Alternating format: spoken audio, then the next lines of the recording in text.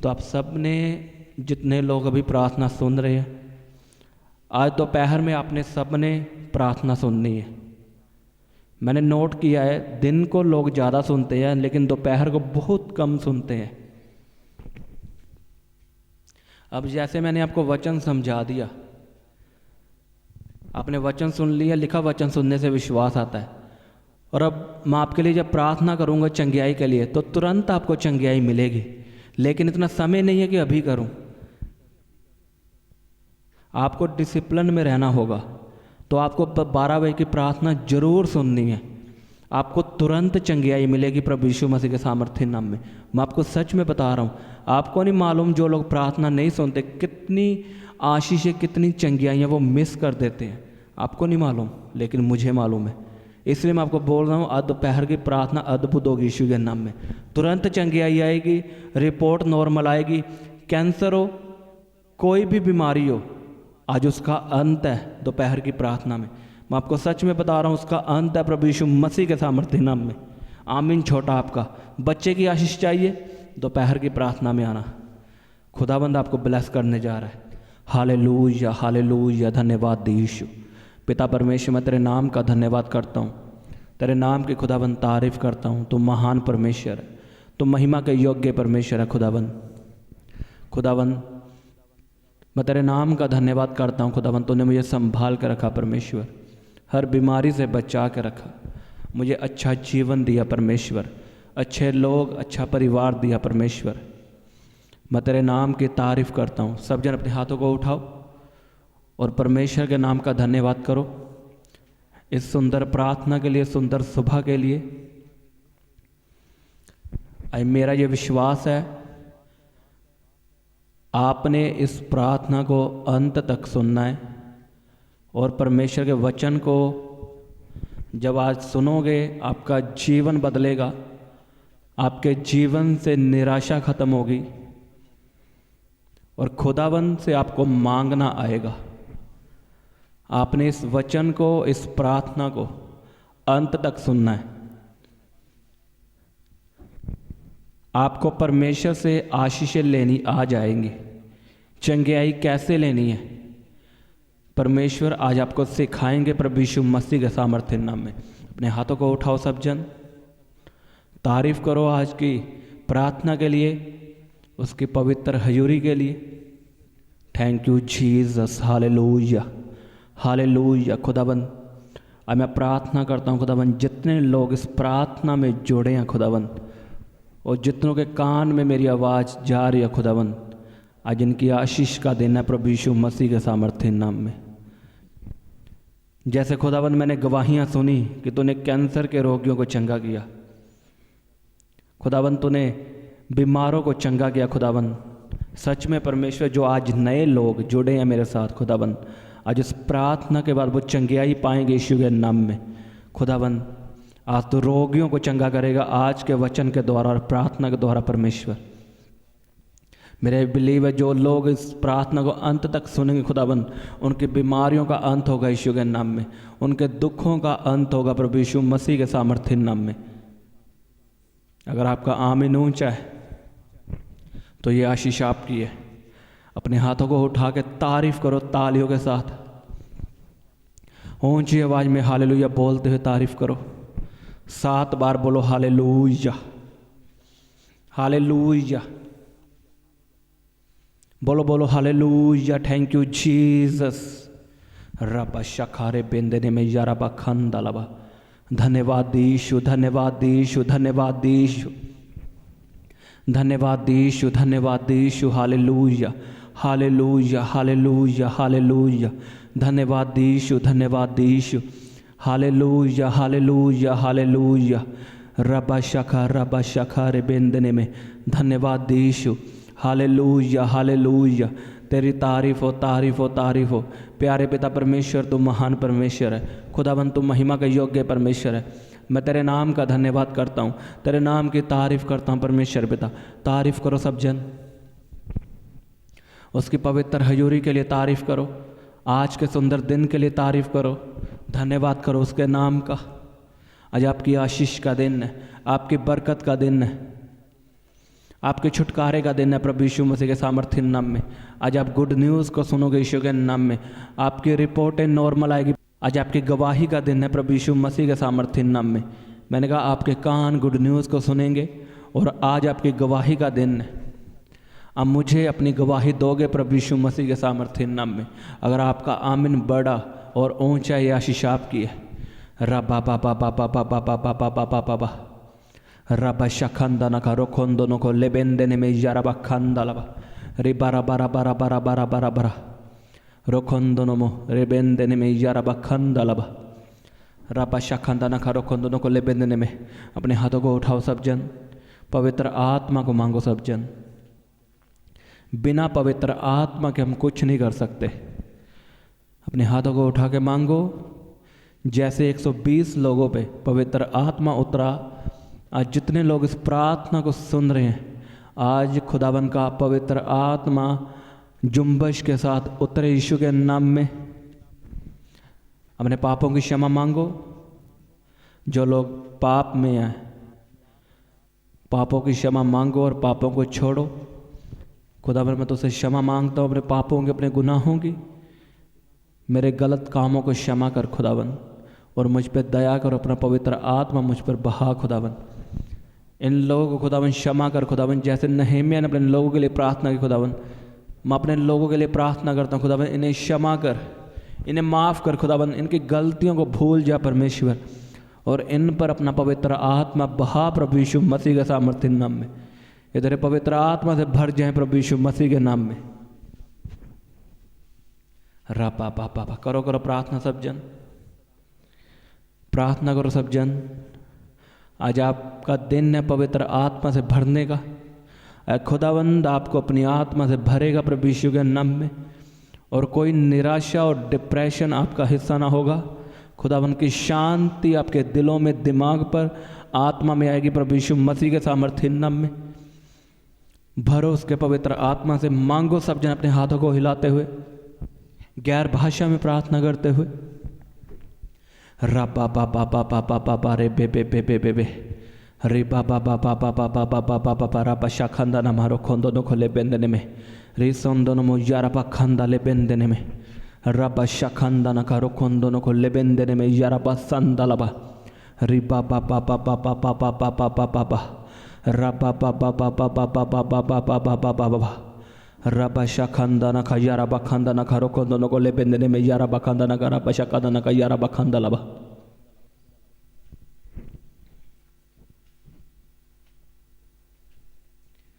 बोलो परमेश्वर, आज मैं तेरा जब वचन को सुनूं परमेश्वर, तो परमेश्वर का आत्मा मुझसे बात करे और मैं तेरे वचनों पे चल सकूं परमेश्वर। मुझे ग्रेस दे खुदावन, अनुग्रह दे कि मैं तेरा वचन सुनूं और वचन को मानूं और उस वचन पर चलूं। प्रभु यीशु मसीह के सामर्थ्य नाम में मांगते हैं, आमीन आमीन। स्वागत है आपका परमेश्वर की हजूरी में।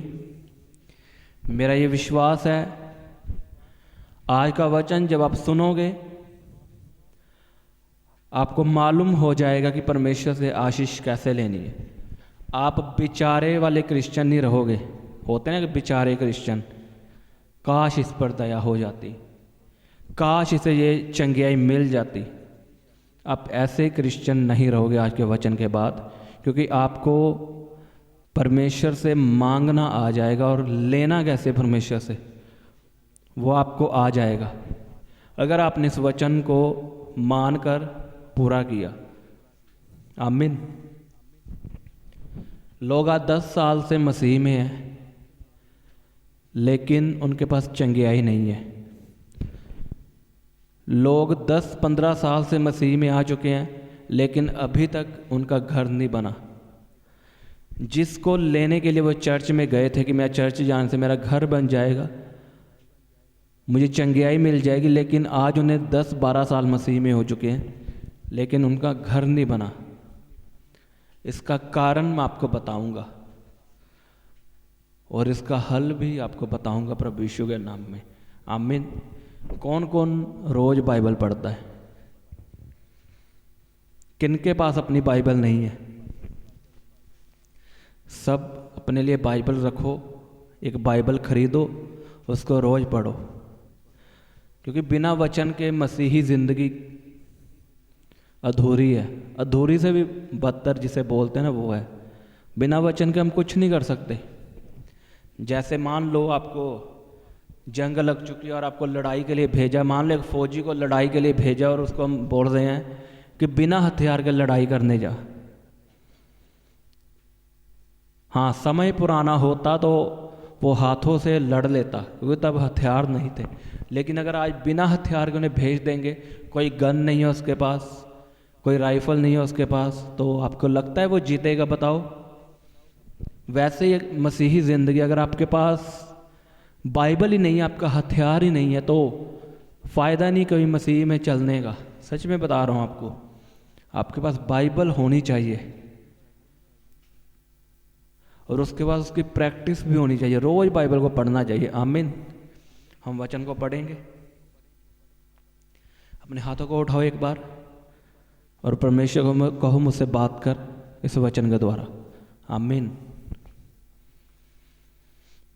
हम पढ़ेंगे मत्ती की किताब मैथ्यू, उसका 4था अध्याय, उसकी पहली आयत से। उसमें लिखा, तब उस समय आत्मा यीशु को जंगल में ले गया ताकि इब्लिस से उसकी परीक्षा हो। वह 40 दिन और 40 रात निराहार रहा। अंत में उसे भूख लगी। तब परखने वाले ने पास आकर उससे कहा, यदि तू परमेश्वर का पुत्र है तो कह दे कि ये पत्थर रोटियां बन जाएं। उसने उत्तर दिया कि लिखा है कि मनुष्य केवल रोटी ही से नहीं, परंतु हर एक वचन से जो परमेश्वर के मुख से निकलता है जीवित रहेगा। बोलो आमीन। और आगे बढ़ेंगे 5 आयत से।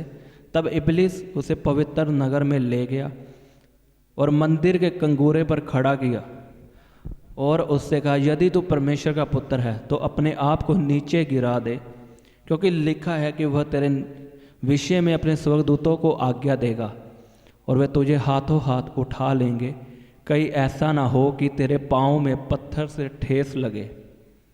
यीशु ने उससे कहा, यह भी लिखा है कि तू प्रभु अपने परमेश्वर की परीक्षा ना कर। फिर शैतान उसे एक बहुत ऊंचे पहाड़ पर ले गया और सारे जगत के राज्य और उसका विभव दिखाकर उससे कहा कि यदि तू गिरकर मुझे प्रणाम करे तो मैं यह सब कुछ तुझे दे दूंगा। तब यीशु ने उससे कहा, हे शैतान, दूर हो जा, क्योंकि लिखा है कि तू प्रभु अपने परमेश्वर को प्रणाम कर और केवल उसी की उपासना कर। तब शैतान उसके पास से चला गया और देखो, स्वर्गदूत आकर उसकी सेवा करने लगे। आमीन। क्या लिखा वचन में? पहली आयत में, तब उस समय आत्मा यीशु को जंगल में ले गया ताकि इब्लिस से उसकी परीक्षा हो। वह 40 दिन और 40 रात निराहार रहा। अंत में उसे भूख लगी। तब परखने वाले ने आकर उसे परख कर कहा, यदि तू परमेश्वर का पुत्र है तो कह दे ये पत्थर रोटियां बन जाए। पहली बात, शैतान आपको तंग करेगा कि क्या तुझसे परमेश्वर प्रेम करता भी है या नहीं। सोचो, यीशु मसीह परमेश्वर का पुत्र है। लिखा आकाशवाणी हुई। आकाशवाणी का मतलब आसमान से आवाज आई कि ये मेरा प्रिय पुत्र है। लिखा यूहन्ना ने उस आवाज़ को सुना और यीशु मसीह ने उस आवाज़ को सुना, और जहाँ पर लोग थे उन्होंने उस आवाज़ को सुना। तब भी शैतान इतना बेशर्म है, उसने आकर यीशु मसीह को क्या कहा? यदि तू परमेश्वर का पुत्र है, यदि तू परमेश्वर का पुत्र है तो इस पत्थर से क्या रोटियां बन जाए। आप शैतान का दिमाग चेक करो, उसकी सोच चेक करो, वो क्या कह रहा है यीशु मसीह को। वो यीशु मसीह के अंदर भी शक पैदा कर रहा है कि यदि तू परमेश्वर का पुत्र है। और ऐसे ही शैतान आपको परखता है। जब आप मसीह में आ जाते हो, आपने प्रार्थना की, आपको चंगियाई नहीं मिली, तो शैतान आपको बोलेगा, क्या सच में परमेश्वर तुझसे प्रेम करता है? क्या सच में वही परमेश्वर है ऊपर? कि परमेश्वर है भी या नहीं? चल इस पास्टर को छोड़, इस दास को छोड़, किसी और चर्च में जा, वो ऐसे आपको तंग करेगा। वो आपको बताएगा शायद तेरी प्रार्थना सुनी नहीं जा रही, क्योंकि परमेश्वर तो उससे प्रेम करता ही नहीं। वो आपके मन में शक डालेगा। आप मान लो चंगियाई के लिए प्रार्थना करोगे, आपको अंदर पेन होगी, आपकी रिपोर्ट नॉर्मल नहीं आएगी और आपको शक आएगा और शैतान आपको भरमाएगा। वो शैतान डायरेक्ट कान में बात नहीं करता, वो आपके दिल में चुपके से बात करता है, मीठी मीठी। ये रिपोर्ट नॉर्मल नहीं आएगी। क्या फ़ायदा होगा प्रार्थना करके? क्या फ़ायदा हुआ तो चर्च में जाकर? वो ऐसे काम करता है। उसने यीशु मसीह को क्या कहा?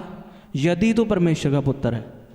इमेजिन करके देखो कितना मूर्ख है शैतान, जिसकी आकाशवाणी हुई है, उसी को क्या बोल रहा है?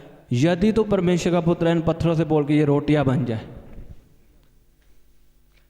लेकिन यीशु ने उसकी बात नहीं मानी, उसका सामना किया कि लिखा है मनुष्य केवल रोटी से नहीं, परमेश्वर के मुख से निकलने वाले वचनों से जीवित रहेगा। अब शैतान आपको तंग कर रहा है। क्या चंगियाई रियल है? जो चर्च में लोग चंगे होते, कहीं वो पैसे देकर तो नहीं बुलाएंगे। आपके मन में तरह तरह की बातें आएंगी, वो शक को पैदा करेगा। लेकिन अगर आप सामना नहीं करोगे उसका, वो आपको तंग करता आपको पीछे ले जाएगा, बैक स्लाइड कर देगा और आप उसी बीमारी में मरोगे, उसी जिंदगी को जियोगे गंदगी वाली जो पहले जी रहे थे। लेकिन यीशु ने सामना किया। कैसे? वचन से। उसने कहा लिखा है। आप भी सामना करोगे वचन से, लिखा है। अगर शैतान आपको कहेगा तू तो बीमार है, तो आप क्या बोलोगे शैतान को? लिखा है। क्या बोलोगे बताओ? अगर आप बाइबल पढ़ते होंगे, वचनों को सुनते होंगे, तो आपको मालूम होगा मैंने शैतान को किस हथियार से मारना है। जो लोग फौज में उनसे पूछो, क्या एक ही गन से सभी एनिमीज मर सकते हैं, सभी दुश्मनों को मार सकते हैं? वो बोलेंगे नहीं। कोई नेड़े का दुश्मन है, क्लोज, तो उसको हम हैंड गन से मारेंगे, लेकिन जो दूर बैठा है उसको हम राइफल से मारेंगे।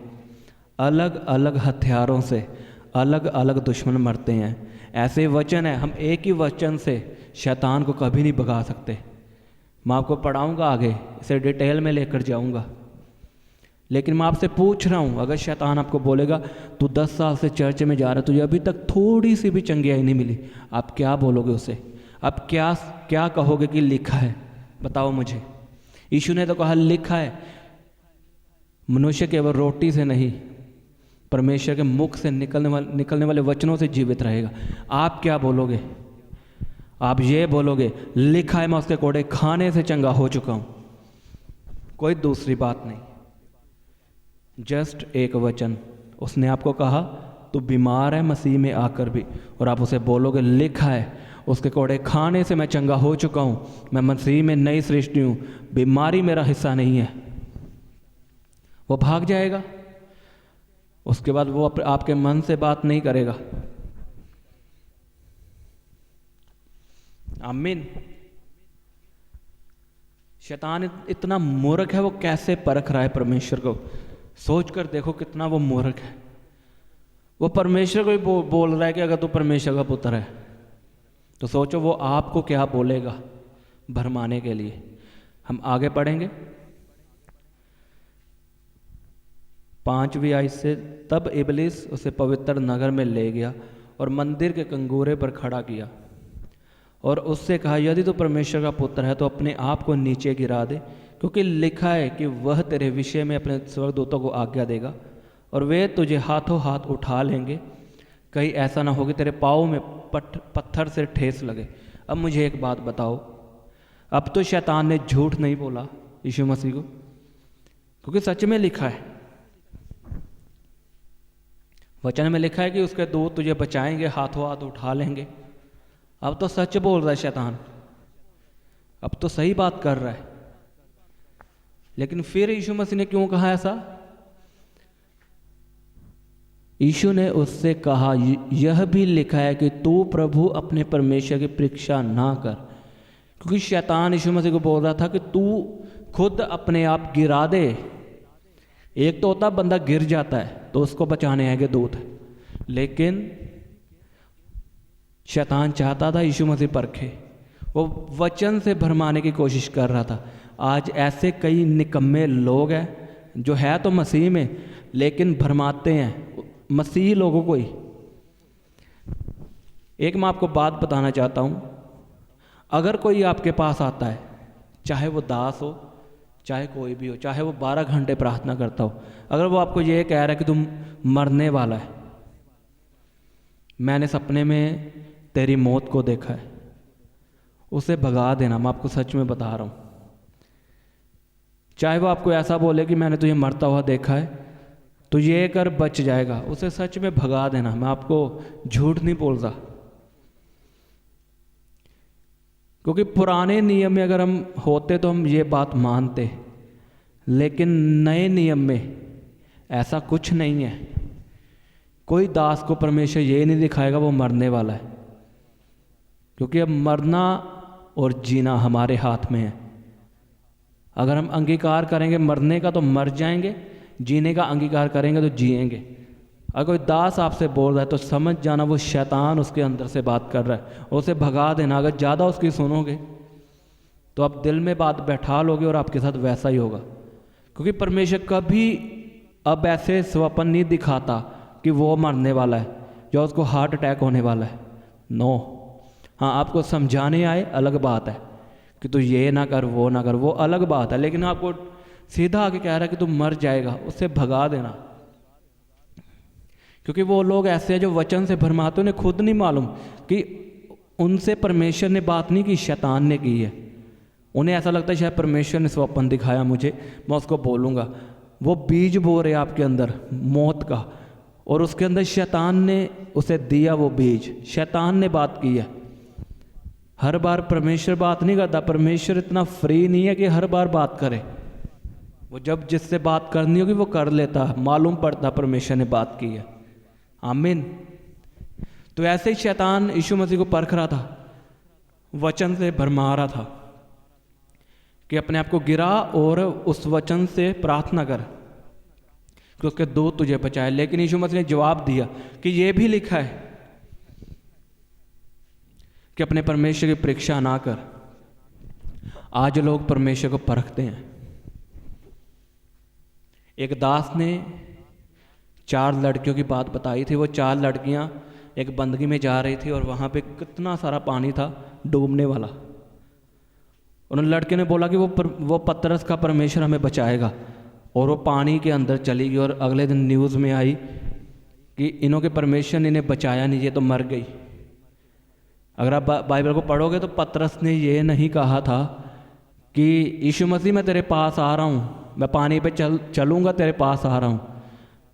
पतरस ने ये कहा था अगर तू चाहे, अगर तू मुझे आज्ञा दे तो मैं पानी पर चल कर तेरे पास आऊँ। अरे हम परमेश्वर को परख नहीं सकते। वो परमेश्वर है, वो इंसान नहीं है जिसको हम कहेंगे कि हमें आशीष अगर तू नहीं देगा तो मैं चर्च नहीं आऊँगा। वो कहेगा जा घर जा, मत आ चर्च में। वो परमेश्वर, उसे बांधो मत, उसे कभी परखो मत। अगर कोई लोग आपके पास आ रहा है वचन के द्वारा भरमाने के लिए, तो आप वचनों को पढ़ो, क्योंकि लोग वचन से भी भरमाए जा सकते हैं, मैंने देखा है।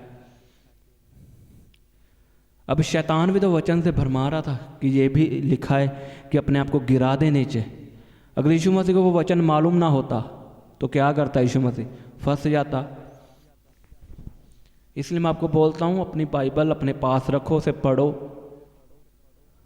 पढ़ोगे तो आपको समझ आएगी अपने शैतान का सामना कैसे करना है। आमीन। हम आगे पढ़ेंगे। फिर शैतान उसे एक बहुत ऊंचे पहाड़ पर ले गया और सारे जगत के राज्य को और उसका वैभव दिखाकर उससे कहा कि यदि तू गिर कर मुझे प्रणाम करे तो मैं यह सब कुछ तुझे दे दूंगा। तब यीशु ने उससे कहा, हे शैतान दूर हो जा, क्योंकि लिखा है कि तू प्रभु अपने परमेश्वर को प्रणाम कर और केवल उसी की उपासना कर। अब यीशु मसीह ने शैतान को डांटा और शैतान भागा। अब जो मैंने मेन वचन आपको समझाना था वो यही है। आज लोग चाहते हैं मेरे पास आशीष हो, मेरे पास चंगियाई आए, मेरा नया घर बन जाए, मेरा कर्जा ख़त्म हो। लेकिन ये सब मिलेगा कैसे? यीशु मसीह ने शैतान को डांटा। कैसे डांटा? ध्यान से पढ़ोगे तो वचन से डांटा। लिखा, केवल अपने प्रभु को प्रणाम कर, अपने परमेश्वर को प्रणाम कर। और लिखा शैतान भाग गया। अगर यीशु मसीह ऐसे डांटता वो कभी ना भागता। वचन से उसने डांटा और शैतान भागा। वचन से जब आप प्रार्थना करते हो तो आपको आशीष मिलती है। अब लोग वचन से प्रार्थना नहीं करते, उन्हें चंगियाई चाहिए, वो दासों के पास जाते हाथ रखवाते हैं। अच्छी बात है, रखवाना चाहिए, मैं मना नहीं कर रहा। कभी कभी चंगियाई परमेश्वर अपने दास के द्वारा देता है। लेकिन मान लो अवेलेबल ही नहीं है दास, तो क्या करोगे आप? तब आप सामना करोगे शैतान का वचन से। आपको वचन मालूम होना चाहिए, उसके वचन में लिखा उसके कोड़े खाने से तुम चंगे हो चुके हो। आप वचन से प्रार्थना करनी शुरू करोगे और आपको चंगियाई मिलेगी। आज लोग भागे भागे आते हैं, मुझे फाइनेंशियल आशीष मिले, मेरा कर्जा ख़त्म हो। अरे कैसे ख़त्म होगा मुझे बताओ? एक बात याद रखना, पैसों की आशीष कभी प्रार्थना से नहीं आती। इसे लिख के ले लो आप। जब तक आप अपनी कमाई का 10वां हिस्सा नहीं बोओगे, आपकी सैलरी में कभी बरकत नहीं आएगी। आप नोट करके देख लेना, अगर आप 12,000 कमाते हो और आप अगर बीज नहीं बोते, वो 12,000 कहाँ लगता है आपको मालूम नहीं होगा। लेकिन आप 12,000 कमा कर उसका 10वां हिस्सा बो रहे हो, 1,200 रुपया, तो रहेगा तो आपको 12,000 ही, लेकिन आपको मालूम पड़ेगा मैंने कहाँ पैसे लगाए हैं। इसे बोलते हैं बरकत। आज लोग 12,000 कमाते हो, रोते रहते हैं, मेरी दवाइयों में पैसे लग जाते हैं, मेरी किस्तों में पैसे जाते हैं। क्यों? क्योंकि आप 10वां हिस्सा नहीं बोते। आप अकेली प्रेयर करते हो कि परमेश्वर मेरे पैसों में आशीष आए। अरे कैसे आएगी? उसने वचन में लिख दिया है, अपनी कमाई का 10वां हिस्सा मेरे भवन में बो, तब मैं तेरे फालतू खर्चों को ख़त्म करूँगा। उसने लिख दिया है। उसने ये नहीं लिखा इसके लिए प्रार्थना कर, उसने आज्ञा दी है इसके लिए कि अपनी कमाई का 10वां हिस्सा बो। लोग घर मांगते हैं परमेश्वर से, एक्स्ट्रा चीज़ें मांगते हैं, गाड़ियाँ मांगते हैं। मुझे एक बात बताओ, आप उन लोगों के साथ कितना खड़े हो जो परमेश्वर का सुसमाचार सुनाते हैं? बताओ मुझे। जो लोग प्रभु का काम करते हैं उनकी आप कितनी सहायता करते हो?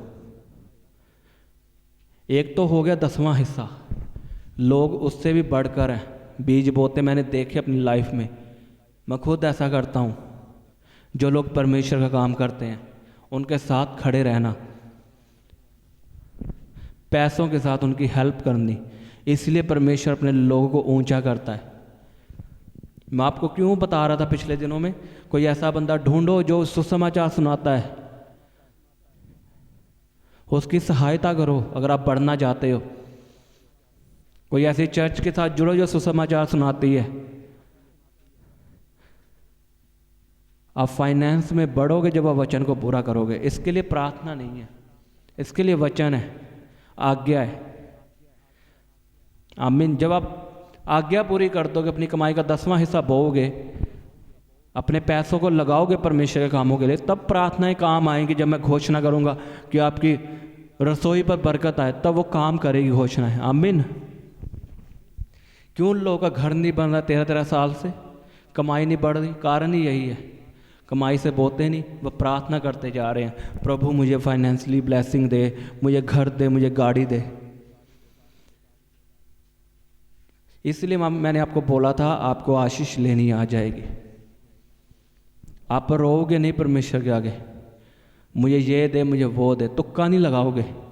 अब डायरेक्ट मांगोगे और आपको मिलेगी प्रभु यीशु मसीह के सामर्थ्य नाम में, वचन से। अगर आप जज के सामने जाओगे वहाँ पर रो नहीं सकते, आप इमोशनल होकर उसे बता नहीं सकते कि मेरे तो माता पिता नहीं है, जज साहब मेरी ये दुहाई सुनो, मैंने कत्ल नहीं किया। आप जितना मर्जी रो लो, उसको सबूत चाहिए, उसको कानून चाहिए, कानून में जो लिखा है। परमेश्वर के सामने आप रोओगे तो कोई फ़ायदा नहीं होगा। जब एक नया नया बिलीवर है उसकी बात अलग है। अगर आप 10 साल हो चुके हो और अभी भी परमेश्वर का रो रो के प्रार्थना कर रहे हो तो ये गलत है प्रार्थना। वचनों से प्रार्थना करो। परमेश्वर सिर्फ वचनों की प्रार्थना सुनता है। आमीन। चंगियाई आपको मिलेगी जब आप वचन से प्रार्थना करोगे। घर आपको मिलेगा जब आप वचन से प्रार्थना करोगे। अब आप अमीर होना चाहते हो, मैं आपको पूछूंगा कि आप अमीर क्यों होना चाहते हो, बताओ। अपने ऐशो आराम के लिए या परमेश्वर के कामों के लिए? अगर हाँ, परमेश्वर के कामों के लिए होना चाहते हो तो खुदावंद आपको अमीर करेगा। लिखा, जो तो मेरी महिमा के लिए मांगे मैं तुम्हें दूंगा। वचन से। गाड़ी भी मांगनी है, वचन से मांगो।